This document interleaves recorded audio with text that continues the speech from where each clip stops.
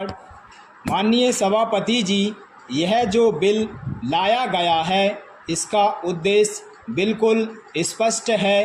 देश की आज़ादी के बाद भी प्रतिबंध लगे रहे जो कि देश की आज़ादी से पहले लगाए गए थे।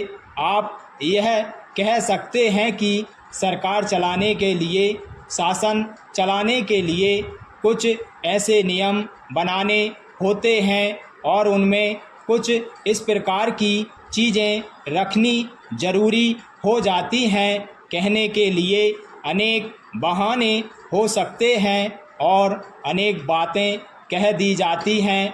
ऐसे समय में जबकि देश में अमन और शांति हो, ऐसे कानून की कोई आवश्यकता नहीं है। इस प्रकार का कानून देश में विचार व्यक्त करने की आज़ादी को कम करता है। देश में जब आज़ादी और प्रजातंत्र की बात हो तो यह बात ठीक नहीं है। ऐसी बातों से हमारी आज़ादी एक प्रकार से सीमित होती है।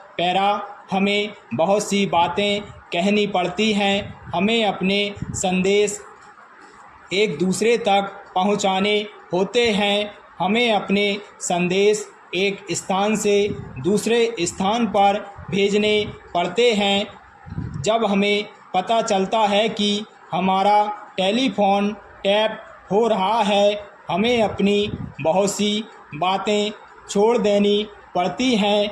हमें जो टेलीफोन की सुविधा मिली हुई है उसका भी हम पूरा उपयोग नहीं कर पाते हैं। इसी प्रकार जब हमारे पत्रों को सेंसर किया जाता है तो हमें उनका उपयोग करने से भी वंचित होना पड़ता है। जब हम विदेशियों के अधीन थे, जब तक हमें आज़ादी प्राप्त नहीं हुई थी, उस समय हम क्रांतिकारियों को पुस्तकों में रखकर तरह तरह की सूचनाएं भेजते थे। उस समय तो हमें विदेशी शासन से लड़ना था, लेकिन आज तो हम आज़ाद हैं।